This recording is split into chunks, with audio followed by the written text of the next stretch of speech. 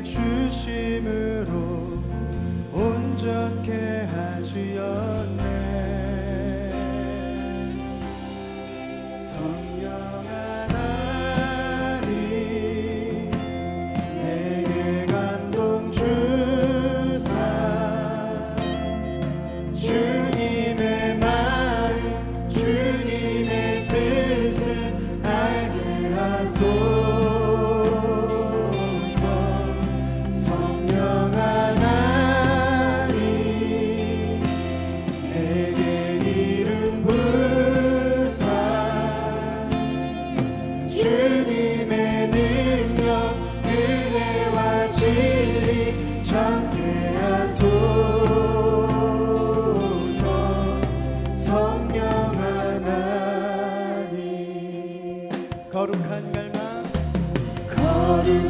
갈망 자비의 능력 주시니 성령의 은혜 갑절에 영광 주소서. 의와 평강과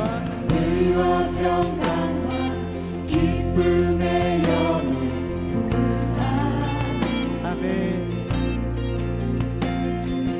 하나님 나라 내 맘에 회복케 하네. 가난한 마음을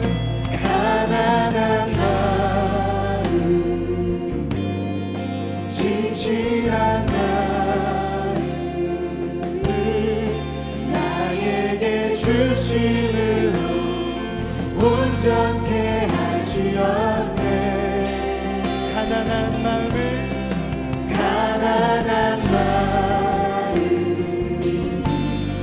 진실한 마음을 나에게 주심으로 온전케 하시었네. 성령 하나님 내게 감동 주사 주님의 마음 주님의 뜻을 알게 하소서. 성령 하나님 내게 이름 부사 주님의 능력 은혜와 진리 전케 하소서. 다시 한번 성령 하나님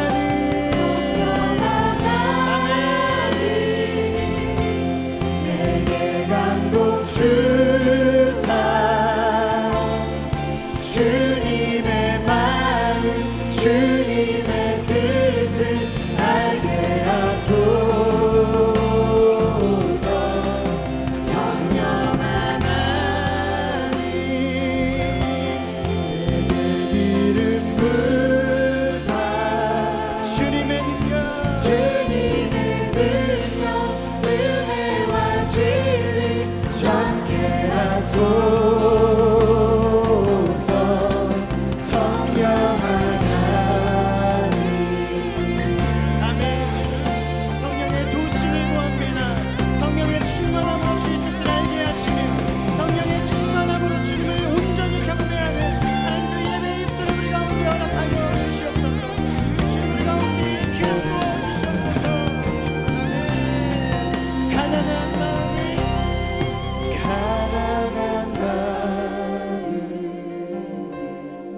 진실한 마음을 나에게 주심으로 온전케 하시었네. 가난한 마음을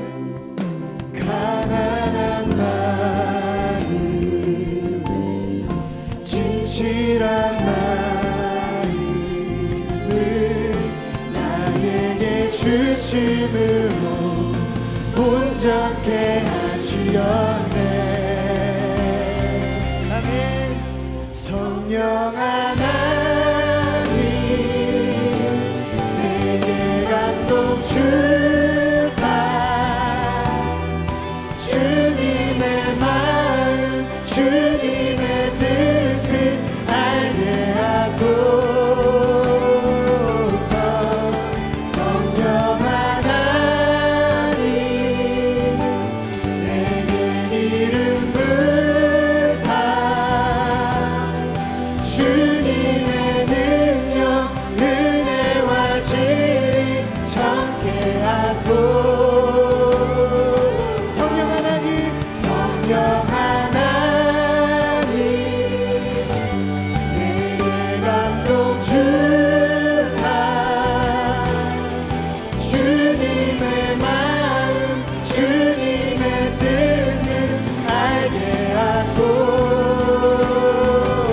성령 하나님 하나님 내게 이름 부사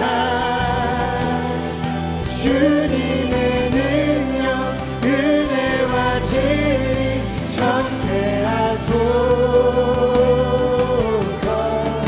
성령 하나님 아멘. 성령 하나님 성령 하나님 성령 하나님 성령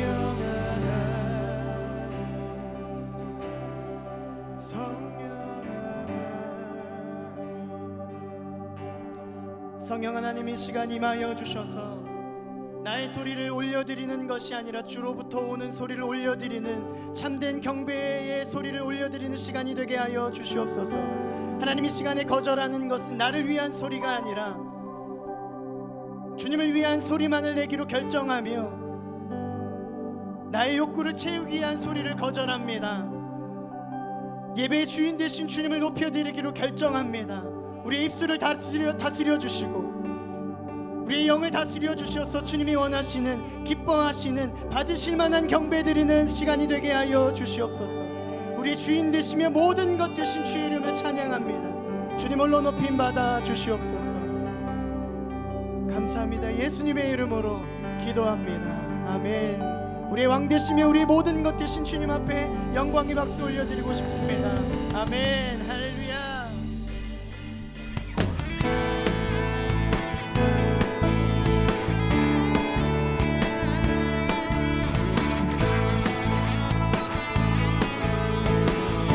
찬양하세 찬양하세 찬양하세 왕께 소리 높여 찬양 드리세. 찬양하세 찬양하세 찬양하세 왕께 소리 높여 찬양 드리세. 찬양받기에 찬양받기에 합당하신 주님. 아멘. 언제나 동일하신 주. 무릎 꿇고서 주 이름 외치세. 예수 나의 왕 예수 나의 왕 예수 나의 왕. 아멘. 찬양하세 찬양하세 아멘. 찬양하세 왕께 소리 높여 찬양 드리세. 찬양하세 찬양하세 찬양하세 찬양하세 찬양하세 왕께 소리 높여 찬양 드리세. 찬양받기에 찬양받기에 합당하신 주님. 언제나 동일하신 주. 무릎 꿇고서 무릎 꿇고서 주 이름 외치세. 예수 나의 왕 예수 나의 왕 예수 나의 왕. 아멘. 찬양받기에 찬양받기에 합당하신 주님.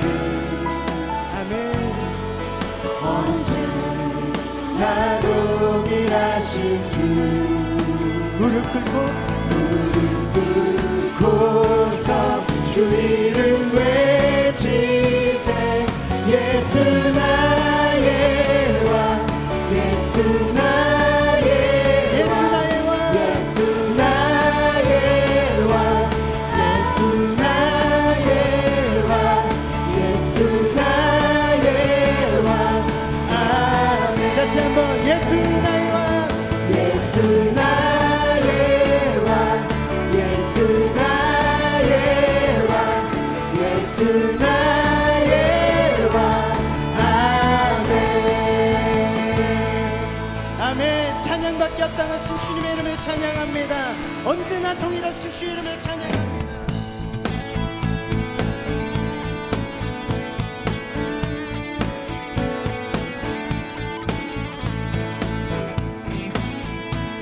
우리의 힘은 주를 기뻐하는 것입니다. 주님께만 참된 기쁨이 옵니다. 우리 이 시간에 선포하며 찬양하시겠습니다. 새 힘어들이 주를 바랄 때 주를 바랄 때 우리 주를 바랄 때새 힘어들이 주를 바랄 때 주를 바랄 때 우리 주를 바랄 때 주님 통치하시네 소망 구원 주시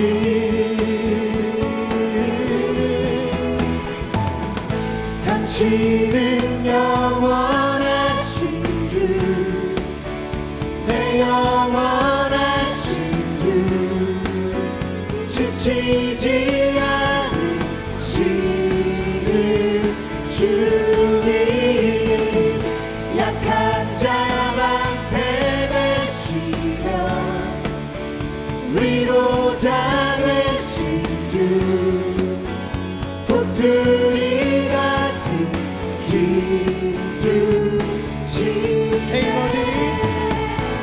힘어들이 주를 바랄 때 주를 바랄 때 우리 주를 바랄 때새 힘어들이 주를 바랄 때 주를 바랄 때 우리 주를 바랄 때 주님 통치하시네 소망 구원 주시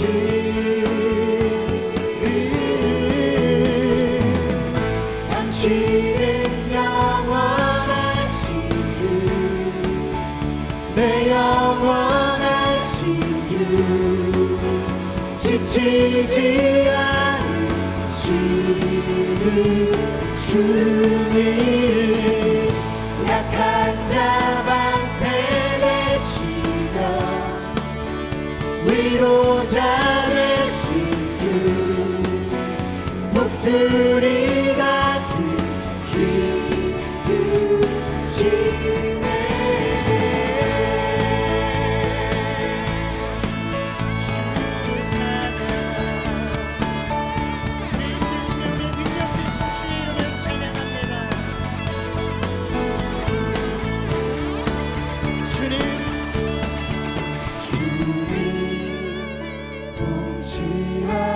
통치하시네 소망 구원 주시는 주님 통치하시네 소망 구원 주시네 당신은 영원하신 주 내 영원하신 주 지치지 않으시는 주님 약한 자 방패 되시며 아멘. 위로자 되신 주 독수리 같은 힘 주 당신은 영원하신 주 당신은 영원하신 주 내 영원하신 주 지치지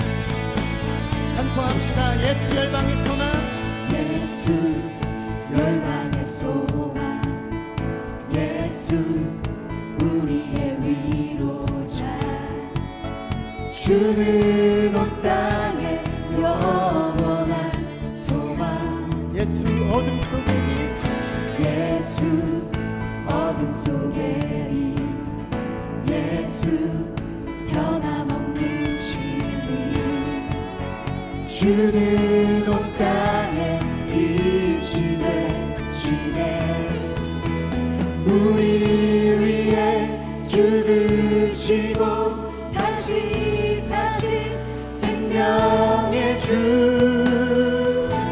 주님만이 소망이요 변함없는 반석이라 주님만이 온 세상을 비추시네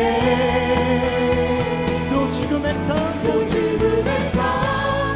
부활하신 우리 구주 평강의 왕 주를 믿는 모든 자의 소망 되신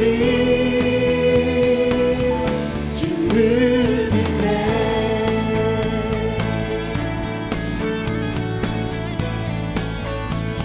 다시 한번 예수 열방의 소망 예수 열방의 소망 예수 우리의 위로자 주는 온 땅에 영원한 소망 예수 어둠 속에 빛 예수 어둠 속에 빛 예수 변함없는 진리 주는 온 땅에 빛이 되시네 우리 위해 죽으시고 다시 사신 생명의 주 우리 위해 죽으시고 다시 사신 생명의 주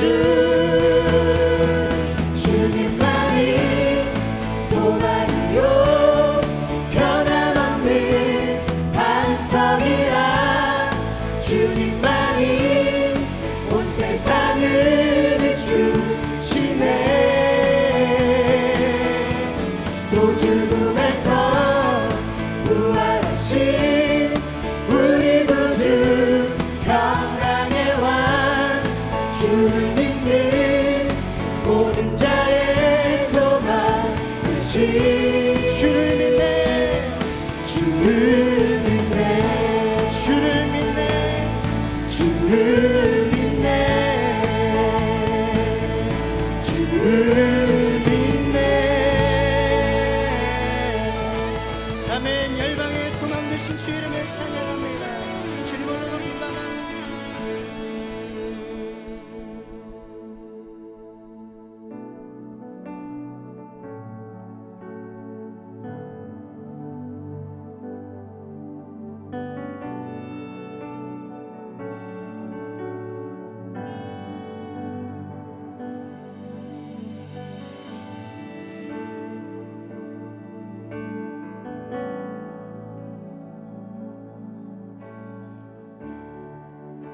주님 손에 맡겨드리리 나의 삶 주님께 주님 손이 나의 삶 붙드네 나 주의 것 영원히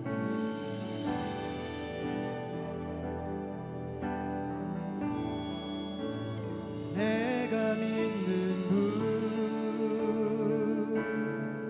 예수 내가 속한 분 예수 삶의 이유 되시네 내 노래 되시네 전심으로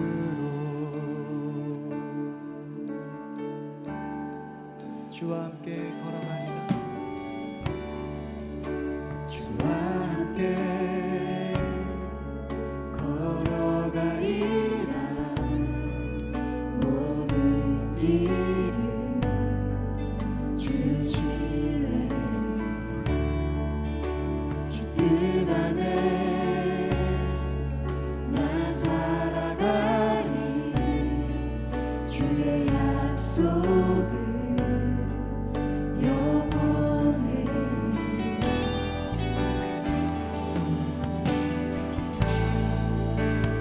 내가 믿는 분 예수 내가 속한 분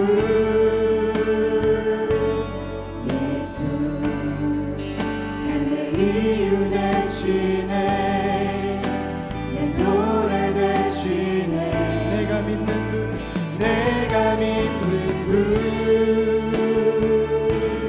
예수 내가 속한 분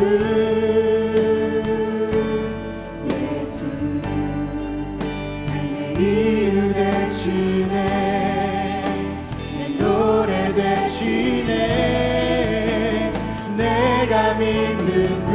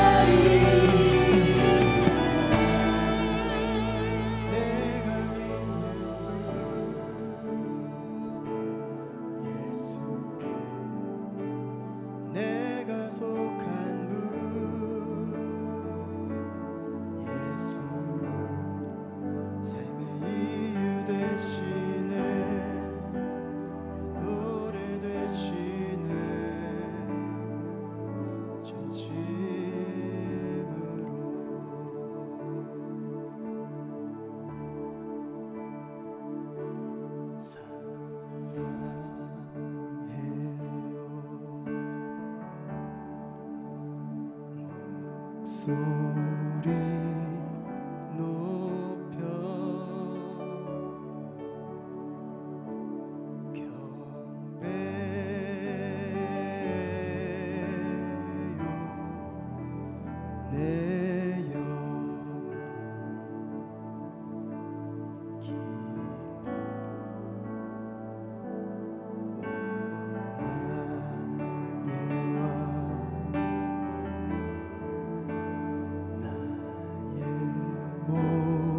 목소리 주님 귀에 곱게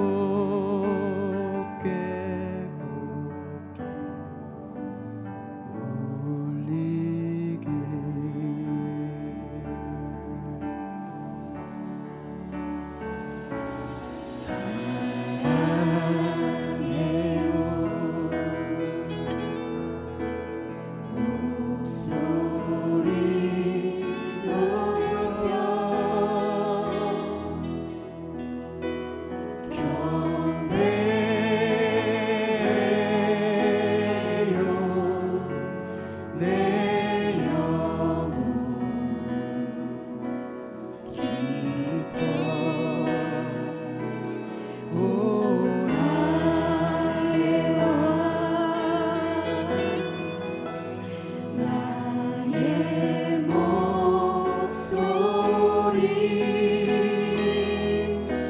주님 귀에 곱게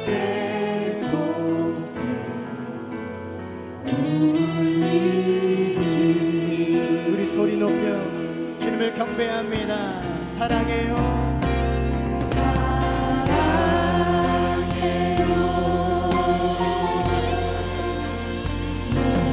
소리 높여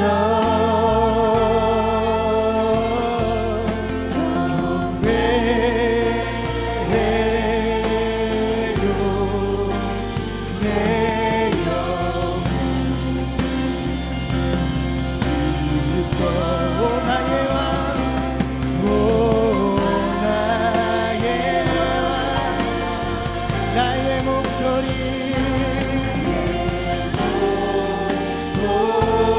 주님 귀에 주님 귀에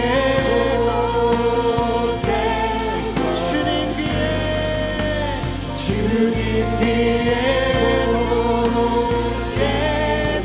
주님 귀에 주님 귀에 아멘. 이 시간에 같이 기도하겠습니다. 같이 기도하실 때에 주님 앞에 사랑의 고백을 올려드리며 기도하고 싶습니다.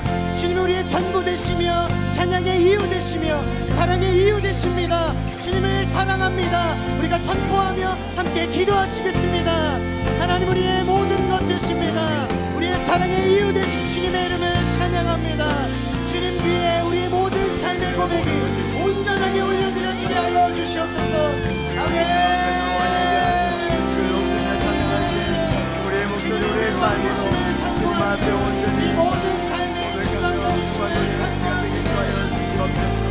주님 우리 예배를 받으시며 우리 가운데 임하시며 역사하여 주시옵소서. 기름 부어주시옵소서. 성령님 우리 가운데 임하여 주셔서 우리의 고백의 주님은 우리 앞에 올려드리며 마음을 기쁘게 하며 주님께 우리가 분별하며 나아가는 시간 되게 주하여 주시옵소서.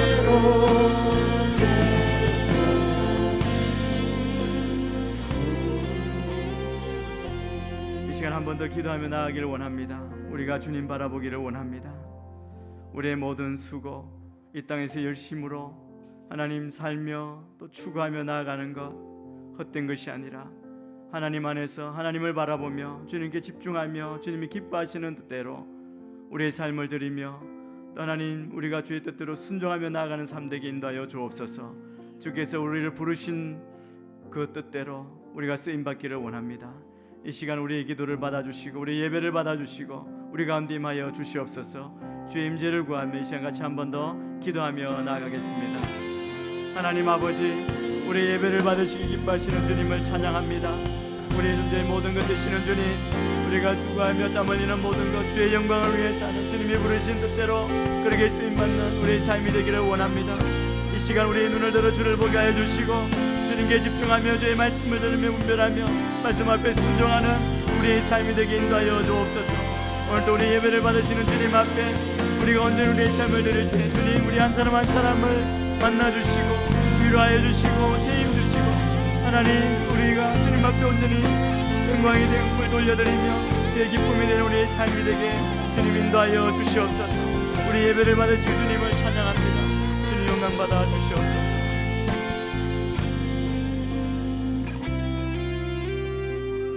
하나님 아버지, 우리의 삶을 주님 앞에 드리며 우리가 주님 부르신 대로 그렇게 쓰임 받으며 순종하며 나아가기를 원합니다.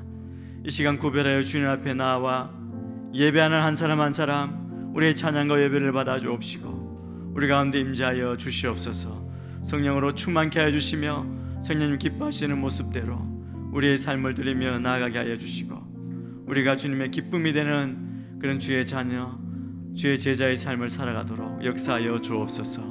우리의 마음, 우리의 눈과 귀를 열어서 주를 만나며 주의 뜻 앞에 순종하게 하여 주시고 오늘도 하나님 아버지, 우리가 주님 계시는 이 자리, 이곳에서 주님 안에 참 평강과 기쁨을 누리는 복된 인생 되게 역사하여 주시옵소서. 우리와 함께 하시고 우리의 예배를 받으시기 기뻐하시는 주님을 찬양하며 거룩하신 예수님 이름으로 기도합니다. 아멘. 주님의 이름으로 여러분 모두를 환영하고 축복합니다. 우리 수요 예배 오신 여러분, 또 피곤하고 힘들지만 그러나 주님이 주시는 놀라운 은혜와 위로가 여러분의 삶 가운데 풍성하게 넘치게 되기를 축복합니다. 멀리 좀 떨어져 앉아 계시지만 마음을 담아서 잘 오셨습니다. 축복합니다. 한번 인사했으면 좋겠습니다. 잘 오셨습니다. 네, 축복합니다. 네. 오늘 우리에게 주시는 말씀을 함께 보겠습니다. 전도서입니다. 전도서 1장 1절에서 11절까지 말씀입니다. 저와 여러분이 한 절씩 교독하겠습니다. 다윗의 아들이자 예루살렘 왕이었던 전도자의 말씀입니다. 전도자가 말합니다. 허무하다, 허무하다, 정말 허무하다. 모든 것이 허무하다. 사람이 해 아래에서 열심히 일해서 얻는 것이 무슨 소용이 있는가? 한 세대가 가고 다른 세대가 오지만 이 땅은 영원히 남아 있으며 해는 늘 떴다가 지고는 다시 그 떴던 곳으로 급히 돌아간다. 바람은 남쪽으로 불다가 다시 북쪽으로 돌이키며 이리저리 돌다가 다시 그 불던 대로 돌아가고 모든 강물이 바다로 흘러가지만 바다는 가득 차는 법이 없고 강물은 흘러나왔던 그곳으로 다시 돌아간다. 모든 것이 피곤함이 가득 차 있어 사람의 말로는 다 알 수 없고 눈은 아무리 보아도 만족스럽지 못하고 귀는 아무리 들어도 채워지지 않는구나. 예전 것이나 지금 것이 똑같고 예전 일이나 지금 일이 다 똑같으니 해 아래 새로운 것이 없구나. 그러니 보라, 새 것이로다 할 만한 것이 있겠는가? 그것은 이미 오래전부터 우리 시대 이전에도 있었던 것이다. 함께 읽겠습니다. 이전 세대의 일은 기억하지 못하고 이제 올 일도 한번 지나가면 그 이후에는 기억에서 사라지게 마련이다. 아멘. 제가 전도서 말씀을 가지고 쓰는데 사실은 늘 그런 마음이 들지만 두렵고 떨리는 마음으로 여러분 앞에 섰습니다. 전도서는 그렇게 많이 설교하는 본문이 아닙니다. 전도서를 보면서 우리가 함께 말씀을 나눌 때 여러분 가운데 이 말씀을 통해서 주시는 그 안에 말씀하시고자 하시는 하나님의 뜻을 찾는 은혜가 있게 되기를 바랍니다. 이 전도서는 우리 사람, 인간의 삶을 사실은 이 저자가 독특한 시각으로 보고 있습니다. 이 시각은 사실은 이 시대를 살아가는 우리, 오늘날 교회에 생각해보면 더없이 적절한 말씀입니다. 이것이 지금 이 시대에 우리를 찌르고 우리를 깨우고 우리로 정말 생각하게 하는 말씀. 여러분, 이 잠언, 전도서, 아가서 이 말씀들은 그냥 읽으면 은혜를 받는 구절구절이 있습니다. 또 정말 적절한 말씀이 있는 것 같습니다. 그런데 때로 보면 모순되어 보이는 말씀도 있습니다. 이 지혜 문학, 성문서 안에는 사실은 삶의 지혜를 가르쳐주고 이 땅에 우리가 어떻게 살아야 하는지를 보여주는 말씀인데 왜 때로는 이런 말 했다가 또 다르게 이야기하는 것도 보이기도 합니다. 잠언서를 가만히 보시면 한 구절 한 구절 이 스토리가 아니죠. 잠언이지 않습니까? 격언으로 우리에게 교훈의 말씀을 주시는데 상황에 따라 조금 다르게 들리는 말씀을 할 때도 있습니다. 우리가 그것을 이해할 때 어떻게 이해해야 합니까? 왜 그러냐면 이 땅을 살아가는 인생, 삶을 향해서 지혜를 주시는 말씀인데 왜 그렇게 자꾸 복잡하게 말하고 모순되어 보이는 듯이 보이느냐 하면 우리 인생이 그렇게 모순되고 복잡하기 때문에 그렇습니다. 단순한 인생은 아무도 없습니다.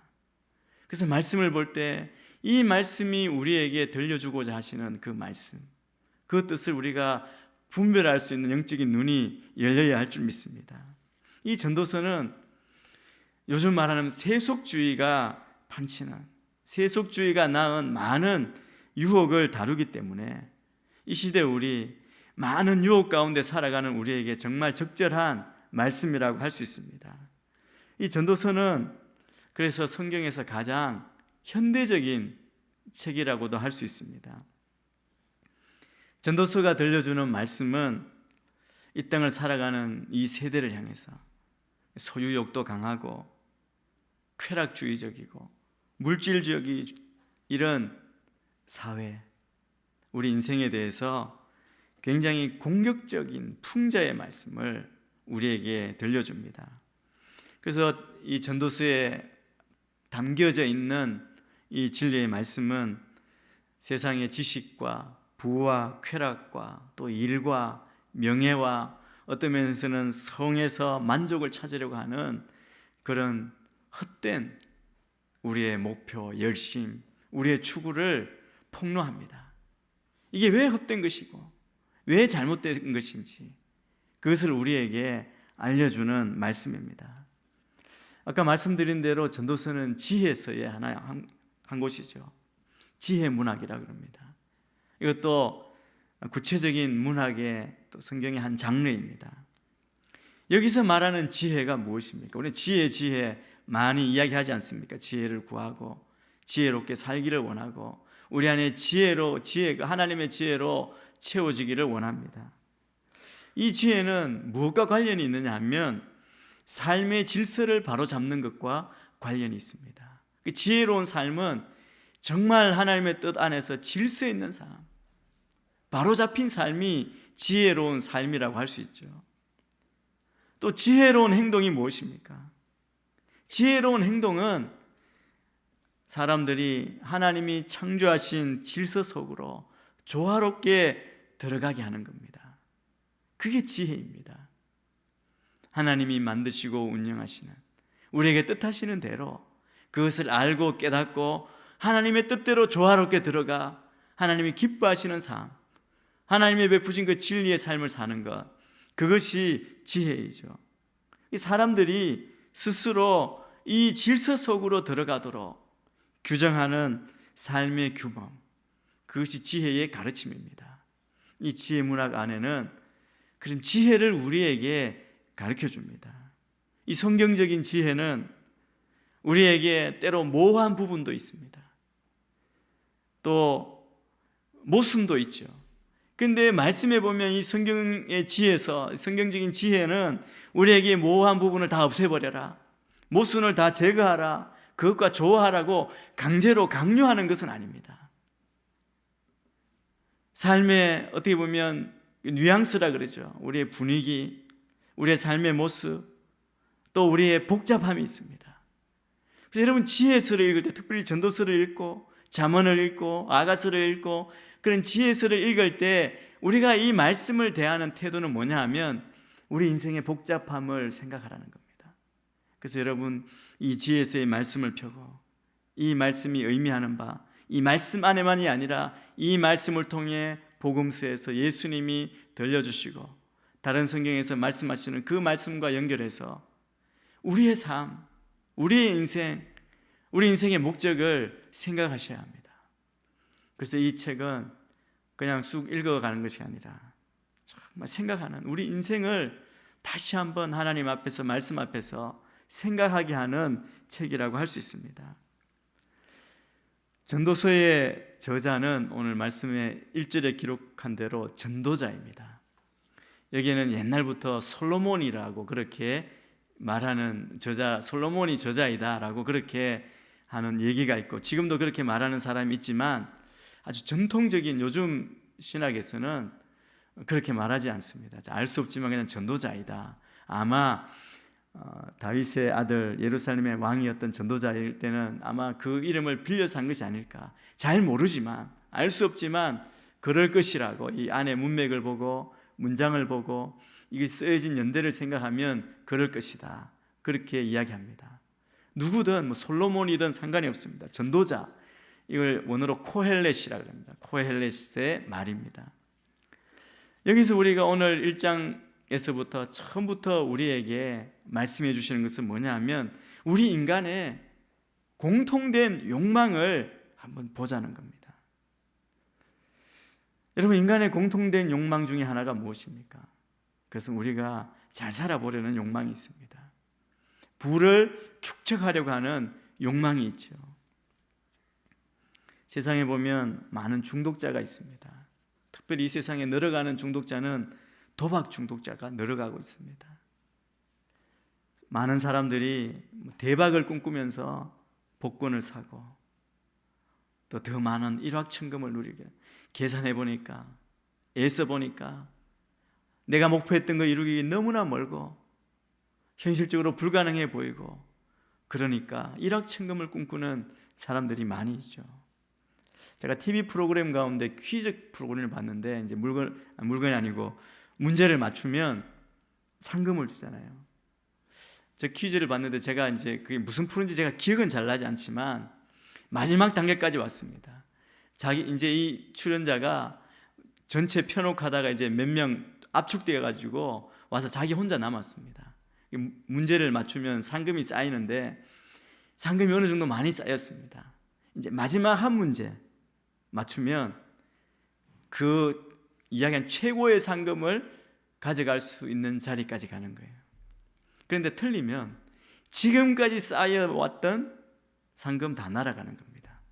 그냥 명예만 얻고 박수만 받고 가는 거예요. 여러분 어떻게 하시겠습니까? 자, 여러분 그 다음 문제로 도전하시겠습니까? 아니면 지금 받은 상금에 만족하고 그냥 여기서 그만두겠습니까? 저 개인적으로는요, 그만두지. 이게 어딘데? 아마 성격 탓일 거예요. 아마 그냥 그걸로 만족하고 이거 얻은 것도 모험을 하지 않겠다. 그런데 여러분, 제가 본 한 2번 정도 봤는데 대부분의 결론은 뭐냐 하면 마지막 문제까지 간다는 겁니다. 지금까지 맞췄으니까 이 문제도 맞출 것이다. 예상되는 문제는 굉장히 어려울 게 분명하죠. 쉽게 주면 재미가 없잖아요. 뭐 안타까워하고 그런 것. 여러분, 우리의 인생의 본성이 그렇습니다. 더 많은 것, 더 많은 연봉, 높은 연봉 찾으려 하고, 더 큰 차, 더 큰 집을 늘 갖고자 갈망합니다. 우리는 많은 예를 들 필요도 없이 이런 욕망을 추구하다가 한순간에 인생의 덫에 빠지고 모든 것 잃어버린 사람들의 얘기를 봅니다. 모든 쌓아온 명예가 다 사라지고 수치의 자리에 서게 되는 사람들도 있죠. 여러분, 우리가 살아가는 이 세상, 우리가 오늘 또 살다가 온, 그리고 지치고 힘들고 정말 한 사람도 요즘 보면 열심히 살지 않는 사람, 고민하지 않는 사람 없죠. 이 문화를 보면 정말 얼마나 많은 물질 문화가 판치고 있습니까? 그 물질 문화에 빠질 위험이 있지 않습니까? 우리 사회에 크고 높고 많으면 좋다는 이 세상의 물결에 우리가 빠질 위험이 얼마나 많이 있습니까? 전도자는 새날 새로운 시대를 맞은 이스라엘에게 이렇게 말합니다. 여러분, 이스라엘 백성들 옛날 그 사회는 조용한 농경 생활, 또 일용할 양식을 하나님께 의존하는 그런 아주 이상적인 삶을 산 것이 아닙니다. 이 사람들은 애국과 아시아, 유럽, 이 전도서가 기록될 그 배경 안에 보면 굉장히 산업이 융성했고 무역이 발달했던 국제 무역이 왕성한 길목에 살았습니다. 그러니까 다윗 시대 이후 솔로몬 시대 이후 많은 지역과 거래하고 또 부유한 삶, 강성한 나라를 이루었던 그 시대입니다.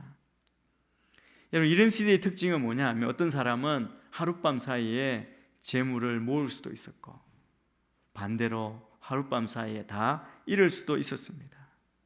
이스라엘 사람들은 지금 이 시대 사람들과 마찬가지로 정말 길을 쓰고 부자가 되려고 했습니다.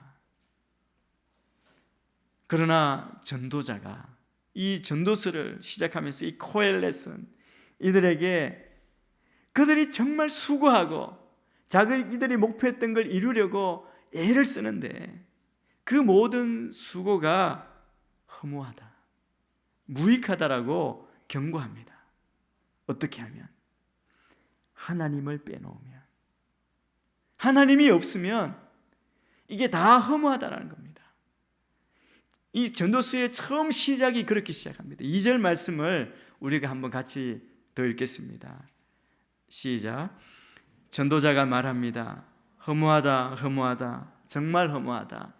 모든 것이 허무하다. 헛되고 헛되니 모든 것이 헛되도다. 여러분, 전도서의 처음 시작이 이렇게 합니다. 이게 코엘렛의 자신의 메시지입니다. 전도자가 세상 만물을 바라봅니다. 인생의 모든 원리를 바라보고 인생의 사는 모습을 보니까 이 세상 만물 살아가는 인생이 다 허무하다는 겁니다. 여기 보면 이게 다 우리 한 호흡과 같다. 자문에도 그렇죠. 우리 인생의 자랑이 어디 있느냐.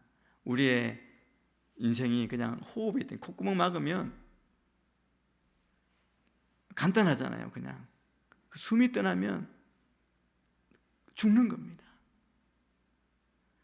다 잘난 것 같고 모든 걸 할 수 있을 것 같지만 생각해보면 우리 인생을 직시하면 하나님 앞에서 우리가 아무것도 아니라는 것을 깨닫는 것이죠. 잠시 있다 사라집니다. 그래서 신약에 야고보도 이런 말을 했습니다. 이 비슷한 이미지를 사용합니다. 야고보는 너희는 잠깐 보이다가 없어지는 안개니라라고 그렇게 말합니다. 여러분, 연세 많으신 분 노인들에게 그들의 일생을 한번 물어보십시오. 우리 시니어분들 이렇게 만나서 이야기해 보면 삶이 정말 잠깐이라고 이야기합니다. 여러분, 100세의 노인이라 할지라도 우리가 볼 땐 100세 아주 긴 시간 같지만 잠깐 보이는 안개와 같다. 이 말에 동의하실 겁니다. 전도자가 이것을 말합니다. 이스라엘과 우리에게 이 땅에서의 삶이 정말 지극히 짧다는 것을 가르치기 위해서입니다. 그래서 이 땅에서의 삶이 마치 날씨 추울 때 우리 입김에서 나오는 그런 입김, 내뿜는 입김과 같이 잠깐 보이지만 이내 사라져버린 것과 같다는 겁니다. 입김과 같이 말하는 이 이미지는 그냥 짧다는 의미만이 아니라 여러분, 겨울 아침에 입김을 내놓고 한번 잡아보십시오. 잡힙니까? 잡히지 않는다는 겁니다. 재빨리 사라질 뿐 아니라 이 짧은 수명을 유지하는 동안에도 실체가 보이지 않는다는 겁니다. 정말 잡기가 어렵다, 이런 의미이죠. 우리의 삶이 그렇습니다. 때로 이해가 안 되고 무의미하고 무익해 보입니다. 이 전도자는 처음에 우리를 너무 좀 실망하게 하죠. 우리가 갑자기 여러분 심각해지지 않습니까? 우리의 핵심을 파악하도록 하기 위해서 헛되다, 허무하다 반복합니다. 인간의 삶 완전히 헛되다는 것이죠. 전도자가 모든 것이 헛되다는 말로 2절에 마무리를 합니다. 우리가 이 땅에서 보는 만물이 그렇다는 거죠. 금방 지나가고 그리고 실체가 없습니다. 옷을 입지만 저는 제가 지금 입다가 보니까 제가 매년 1년에 한 번씩 우리 연초에 목회 사관학교를 가는데 제가 처음 1회 때부터 지금까지 매년 한 번씩 목회 사관학교를 가잖아요. 몇 년 전에 갔는데 우리 그때부터 같이 있던 목사님 한 분이 저보고 신 목사는 옷이 없냐고, 매년 이 옷 입고 오냐고 그러더라고요. 무슨, 저는 그래도 그때 차려입고 간 건데 저 생각을 못했어요. 그런데 제가 와서 사진을 보니까 매년 단체 사진에 제 옷이 똑같은 거예요. 그러고 보니까 갈수록 추워지는 걸 느꼈습니다. 털도 빠지고 그러니까 한 10년쯤 입으니까 옷은 해져요. 오래 입는다고 이거 입으면 내가 정말 언제까지 입을 수 있을 거야, 너무 좋으니까 계속 입어야지 그러고 싶은데 또 정도 들고, 그리고 내 몸에도 맞고 편하고, 그렇지만 제가 몇 년 전부터 그걸 못 입거든요. 떨어지는 거예요. 실밥도 빠지고 옷은 해집니다.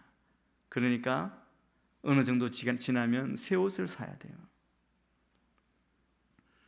자동차도 처음 사면 이거 뭐 정말 끝까지 내가 이건 마지막 차야 그런 생각 가지고 타고 다니고 싶지만 고장나지 않습니까? 폐차장으로 가고 또 다른 거 사야 합니다. 우리의 집 좀 더 오래 살고 싶지만 또 수리해야 되고 새로운 집 세워지죠. 모든 것이 사실은 금방 지나갑니다. 전도자는 이 모든 것이 헛되다는 자기의 요점을 입증하려고 전도서에서의 삶, 이 전도서를 우리가 보면서 삶을 다양하게 들여다봅니다. 이걸 보면서 우리 인생도 볼 수 있어야 되고, 그러면 우리 인생을 하나님이 그냥 이 전도자가 처음 이야기한 것처럼 허무하게 그냥 지나가는 것으로 그냥 의미 없이 이 땅에 살게 하십니까? 그게 아니라는 것을 우리가 이 지혜 문학을 통해서 우리 인생을 볼 수 있는, 생각하는 그런 영적인 눈이 열려야 할 줄 믿습니다. 오늘 이 단락에서 전도자는 우리가 수고, 노동, 우리 일하는 것이죠. 이것을 통해서 얻는 유익이라는 각도에서 삶을 살펴봅니다. 오늘도 여러분 일터에서 열심히 일하다 오신 분도 계시고, 가정을 열심히 지키다 오신 분, 자녀를 키우다가 공부하다가 하여튼 어떤 면이든, 아니면 많은 생각을 하시다가 어떤 모습이든 여러분 사시다가 이곳에 오셨습니다. 다 수고하셨죠. 그런데 우리 인생을 그 수고의 관점에서 어떻게 봐야 할 것입니까? 우리 3절 말씀을 우리 같이 한번 읽겠습니다. 3절입니다. 시작. 사람이 해 아래에서 열심히 일해서 얻는 것이 무슨 소용이 있는가? 이 코헬렛이 질문합니다. 예상되는 답변이 뭡니까? 무슨 유익이 있습니까? 할 때 아무것도 유익하지 않습니다. 사람이 해 아래에서 수고는 아무 유익이 없습니다. 이 답을 할 수밖에 없는 우리의 모습일 수 있습니다. 이 전도자가 말하는, 듣는 이 청중은, 이 눈이, 이 청중 듣는 사람, 지금 코엘렛이 말하고 있는 청중들을 향해서 말하는데, 이 청중들은 삶의 눈, 시각이 어디에 맞춰져 있느냐 하면 이 세상의 지평에 매여 있는 사람들입니다. 이 전도자는 이들에게 익숙한 부분에서 시작해 이 세상이 허무합니다라는 것을 인식해야 합니다. 이 말은 여기 보면 오늘 특징적인 말인데, 해 아래에서라고 말합니다. 해 아래에서. 이건 전도서에 나오는 이 코엘렛의 특징적인 표현입니다. 이 해 아래서라는 말은 이 세상에서 하나님 없이, 하나님 생각하지 않고 사는 것을 말합니다. 해 아래에 사는 모든 수고가 사람에게 무엇이 유익합니까? 대답은 이것입니다. 아무것도 유익한 게 없어 보입니다. 수고하지만 내가 얻은 게 별로 없는 것 같습니다. 수고하지만 내가 이 수고를 왜 하는지 의미도 찾지 못하고 목적도 없이 살 때가 있다는 겁니다. 여러분, 하나님 빼놓고 세상적, 세속적인 시각에서 보면 사람들의 모든 수고가 무익합니다. 신약에서 예수님께서도 이 전도서에서 보면서 우리가 예수님의 말씀을 생각할 수 있습니다. 비슷한 질문을 하시죠. 마태복음 16장 26절입니다. 우리 같이 한번 읽겠습니다. 시작. 사람이 온 세상을 다 얻고도 자기 목숨을 잃으면 무슨 소용이 있겠느냐? 사람이 자기 목숨을 무엇과 맞바꾸겠느냐? 사람이 자기 목숨, 자기 영혼, 자기 존재의 본질을 잃는다면 남는 게 뭐 있겠느냐는 겁니다. 전도자는 이 자기의 요점을 이제 논증을 합니다. 세밀한 논증으로 증명하죠. 인생의 무익함을 자연에서 볼 수 있는 이 순환과 비교합니다. 4절 말씀도 같이 읽습니다. 시작. 한 세대가 가고 다른 세대가 오지만 이 땅은 영원히 남아 있습니다. 이것은 인생의 짧음을 강조하는 말로 보입니다. 이 4절의 말씀에 보면 앞에 유익이 없다는 걸 뒷받침하죠. 세상은 그대로 있는데 영웅은 인걸은 간데 없네 그러잖아요. 세대가 바뀝니다. 지내놓고 보면 옛날에 어리게 보았던 우리 후배 자녀 세대가 이제 주축이 되어 살아가는 거죠. 내가 뭔가 관여하고 싶지만 그렇게 할 수 없을 때가 옵니다. 금방 지나갑니다. 나는 나의 경험으로 가르쳐주고 싶지만 듣지 않는 시대, 그게 어떻게 보면 낡은 것이 되어버리는 시대가 온다는 거죠. 많이 변합니다. 인간사는 계속 변하는데 그런 변화에도 불구하고 실제로 또 보면 세상은 또 그대로 가는 것 같다는 거죠. 아무 우리의 수고가 유익이 없다고 생각합니다. 4절, 7절이 비슷합니다. 바다처럼 땅도 여전히 그대로 아무것도 변하지 않습니다. 아무 유익이 없습니다. 전도자는 땅에서 해로 옮겨가고 여기서도 아무것도 바꾸지 못하는 순환을 보고 있습니다. 우리 5절부터 7절 말씀을 쭉 한번 읽겠습니다. 시작. 해는 늘 떴다가 지고는 다시 그 떴던 곳으로 급히 돌아간다. 바람은 남쪽으로 불다가 다시 북쪽으로 돌이키며 이리저리 돌다가 다시 그 불던 대로 돌아가고 모든 강물이 바다로 흘러가지만 바다는 가득 차는 법이 없고 강물은 흘러나왔던 그곳으로 다시 돌아간다. 핵심은 무엇입니까? 강물이 계속 바다로 흘러 들어가지만 바다를 채우지는 못한다는 겁니다. 모든 움직임이 늘 열심히 가는데 아무 결과도 내지 못하고 유익이 없음을 나타내는 거죠. 온 세상이 끊임없이 움직이고 활동합니다. 근데 여기에 무슨 목적이 있습니까?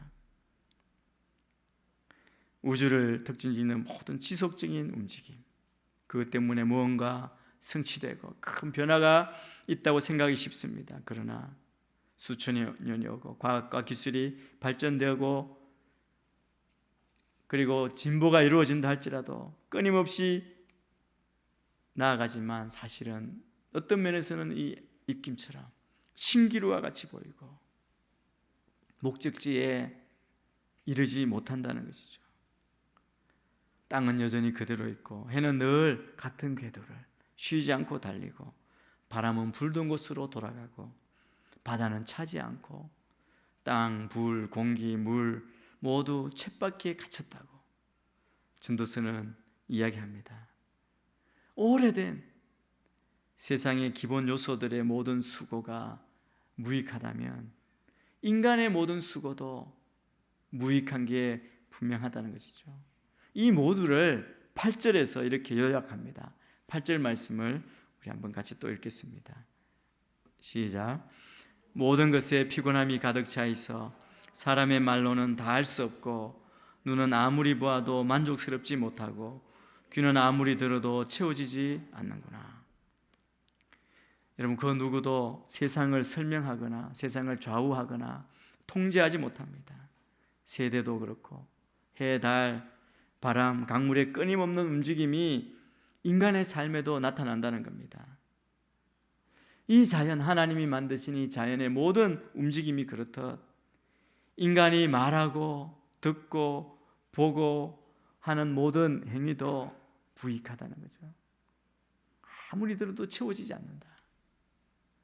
세속의 관점에서 세상 가운데 살 때, 그래서 여러분 세상의 목적을 잃어버리고 방향을 잃어버리고 그냥 뭔가 자기의 이 뚫어진 채워지지 않는 욕망, 그 구멍을 채우려고 계속 애쓰지만 그냥 그 수고가 무익하고 아무것도 채울 수 없는 그런 모습을 우리가 보고 또 느끼고 있지 않습니까?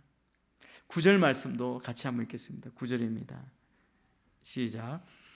예전 것이나 지금 것이 똑같고 예전 일이나 지금 일이 다 똑같으니 해 아래 새로운 것이 없구나. 전도자가 이 관점을 또 바꿉니다. 자신의 핵심, 자기 인생의 무익함에 접근합니다. 새 것이 없구나. 아무 유익이 없구나. 해 아래 새 것이 없다고. 그렇게 자기의 관점을 이야기합니다. 인간의 역사로 이 전도자가 눈을 돌립니다. 인간의 역사를 보아도 유익이 없습니다. 인간의 역사에 유익이 없다면 개개인에게도 유익이 없는 게 분명하죠. 새 것이 없다는 겁니다. 그래서 어떤 사람은 그러죠. 그냥 옛날에 했던 것, 모양 방법이 다르고 시대가 다르지만 똑같은 방법으로 과거에 했던 실수 그 이후 시대 또 하고, 시술을 통해 배워야 하는데 그거 안 할 것 같은데 또 하는 반복된 잘못을 우리가 보게 됩니다. 요즘 뉴스를 보거나 언론을 통해서 일어나는 많은 일들을 봐도 그런 게 많지 않습니까? 어떻게 저렇게 지혜 없는 말을 할까? 옛날 앞사람이 저 문제 때문에 그냥 무너졌는데 그 뒷사람도 똑같은 문제로 무너지는 거예요. 방법이 없는 거죠. 똑같은 잘못을 반복해서 저지르는 인간의 모습입니다. 10절 말씀도 또 같이 보겠습니다. 10절입니다. 시작. 그러니 보라, 새 것이로다고 할 만한 것이 있겠는가? 그것은 이미 오래전부터 우리 시대 이전에도 있었던 것이다. 전도자는 해 아래 새 것이 없다는 자신의 급진적인 주장에 대해서 반대를 예상하는 듯이 이야기합니다. 이 반대에 대해서 짧고 단호하게 답하죠. 새 아기가 태어나고 있지만 아기들은 과거에도 태어났다는 겁니다.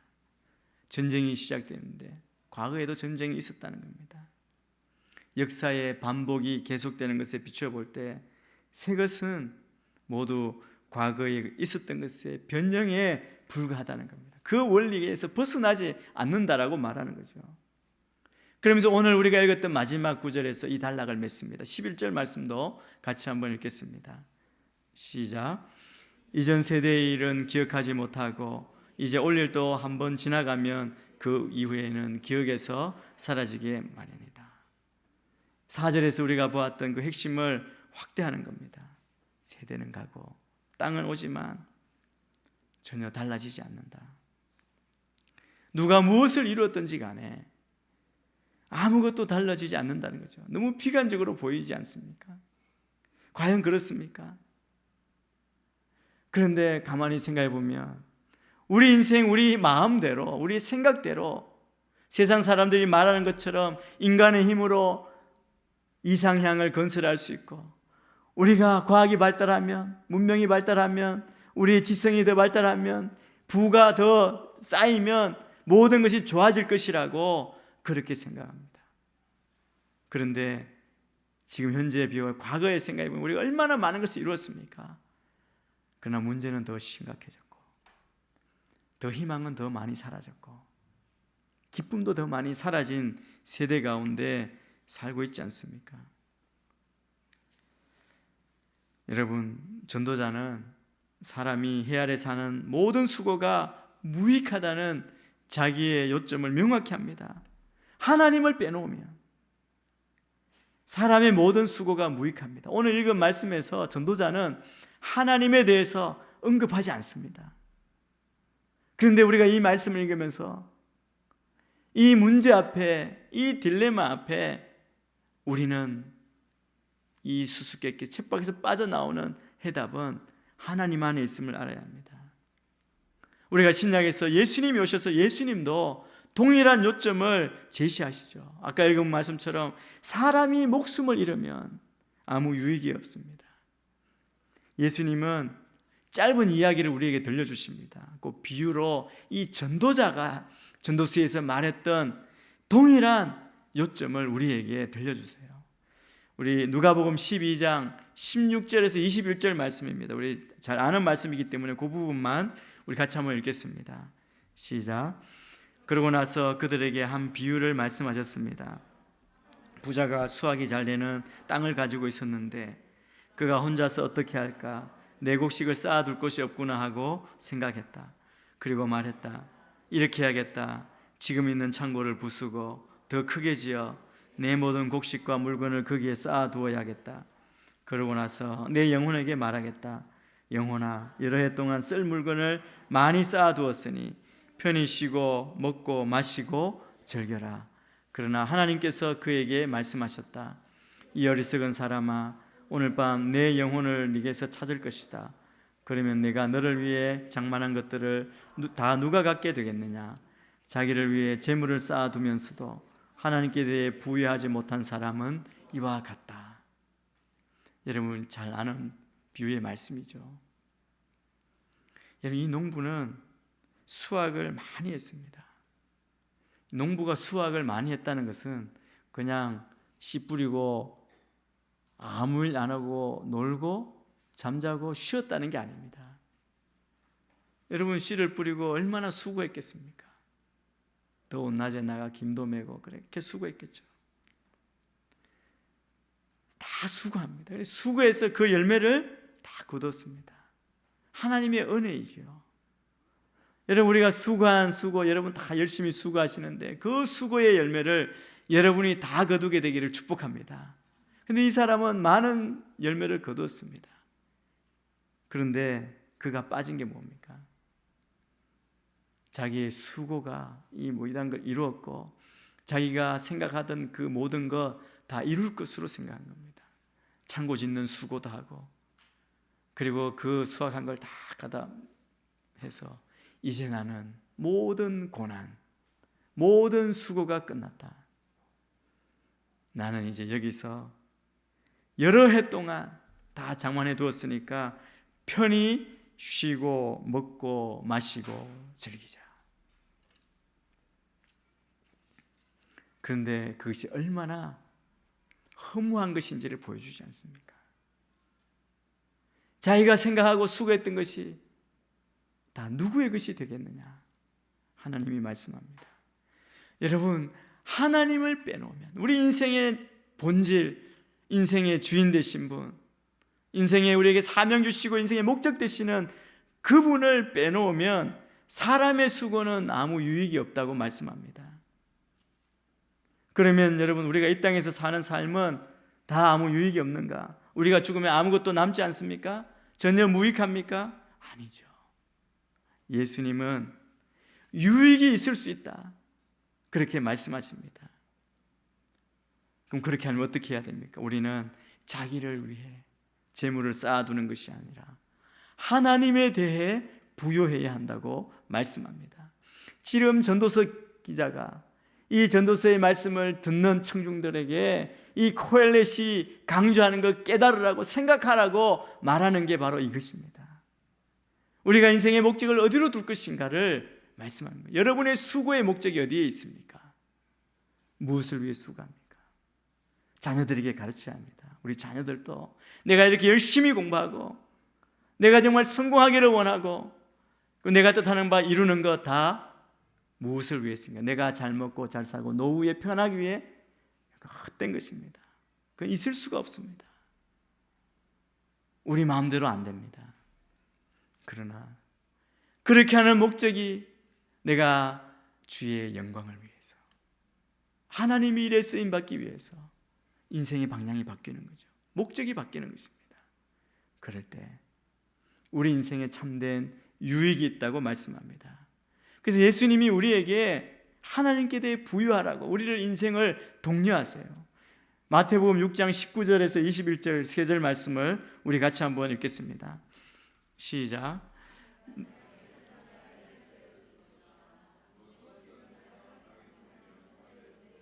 제가 잘못 본 것 같아요. 6장입니다. 6장 19절에서 21절인데 제가 여러분에게 잘 아시는 말씀이니까 제가 읽겠습니다.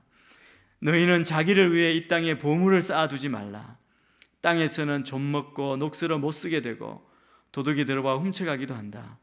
그러므로 너희를 위해 보물을 하늘에 쌓아두라. 하늘에서는 좀 먹거나 녹슬어 못 쓰게 되는 일도 없고 도둑이 들어 훔쳐가지도 못한다. 내 보물이 있는 곳에 내 마음도 있는 법이다. 우리의 마음을 어디로 둬야 하는지 예수님이 이 땅에 오셔서 이 전도서 기자가 했던 이 말씀, 예수님께서 이렇게 해석해 주시는 겁니다. 여러분의 마음을 어디로 두어야 할지를 말합니다. 여러분의 보물이 있는 곳에 여러분의 마음이 있습니다. 영원한 것에 여러분의 보물을 두시고 거기 목적에 맞게 사용하셔야 됩니다. 또 다른 곳에 요한복음 6장 27절도 한 번 더 같이 보겠습니다. 시작. 없어질 일하지 말고 영생하기까지 남아있을 양식을 위해 일하라. 인자가 너에게 양식을 주실 것이다. 예. 뭔가가 제가 또 잘못 준 것 같습니다. 제가 또 읽겠습니다. 너희 중에 누가 걱정한다고 해서 자기 목숨을 조금이라도 더 연장할 수 있겠느냐? 여러분 수고하고 애쓰는 것, 여러분 자기를 위해 걱정한다고 우리가 할 수 있는 것이 하나도 없습니다. 머리털 하나도 내 마음대로 희고 금게 할 수 없습니다. 예수님의 우리에게 주시는 메시지는 분명합니다. 우리가 땅에 보물을 쌓아두면 아무 유익이 없지만 우리가 하나님을 빼놓고 수고하면 아무 유익이 없다는 것이죠. 그러나 우리가 예수님 말씀 안에서 하나님에 대해서 부여하면, 우리가 보물을 하늘에 쌓아두면, 하나님을 섬기면 우리의 삶은 유익하다 말씀합니다. 바울이 우리에게 끝으로 예수님의 말씀을 확인해 줍니다. 우리 고린도전서 15장 58절 말씀 우리 같이 한번 읽겠습니다. 시작. 그러므로 내 사랑하는 형제들이여 굳게 서서 흔들리지 마십시오. 여러분의 수고가 주 안에서 헛되지 않음을 알고 항상 주의 일에 힘쓰는 자들이 되십시오. 여러분 기억하십시오. 주 안에 사는 여러분의 수고가 헛되지 않습니다. 전도서 기자는 해 아래 사는 수고, 세속의 관점에 사는 수고는 허무하다라고 말합니다. 그러나 바울 사도는 우리에게 여러분의 수고가 주 안에서 헛되지 않음을 알고 항상 주의 일에 더욱 힘쓰는 자들이 되라고 말씀합니다. 우리의 수고가 주 안에 있으면, 우리의 노동이, 일하는 것이, 공부가 주 안에 있으면 놀라운 열매를, 영광을 올려드리지만 우리의 노동이 하나님과 무관하면 우리의 삶은 아무 유익이 없습니다. 그래서 다시 한번 예수님의 경고를 기억해야 합니다. 이 땅에 쌓아두면 좀 먹고 녹슬어 못 쓰게 됩니다. 도둑이 훔쳐갑니다. 우리가 어떻게 될지 알 수 없습니다. 불안합니다. 여러분 많이 가지고 있으면 가지고 있을수록 더 불안한 거 아십니까? 저는 그렇게까지 불안해 보지는 않았는데, 그렇지만 그런 얘기 다 하시더라고요. 더 불안한 거예요. 우리에 있는 것 만족하고 보물을 하늘에 쌓아도 정말 편안한 이 땅 가운데 참 평강을 누리는 여러분 모두가 되기를 주의 이름으로 축복합니다. 헛되지 않습니다. 주 안에서, 주님 안에서 이 수고를 감당하시는 여러분 모두가 되시기를 축복합니다.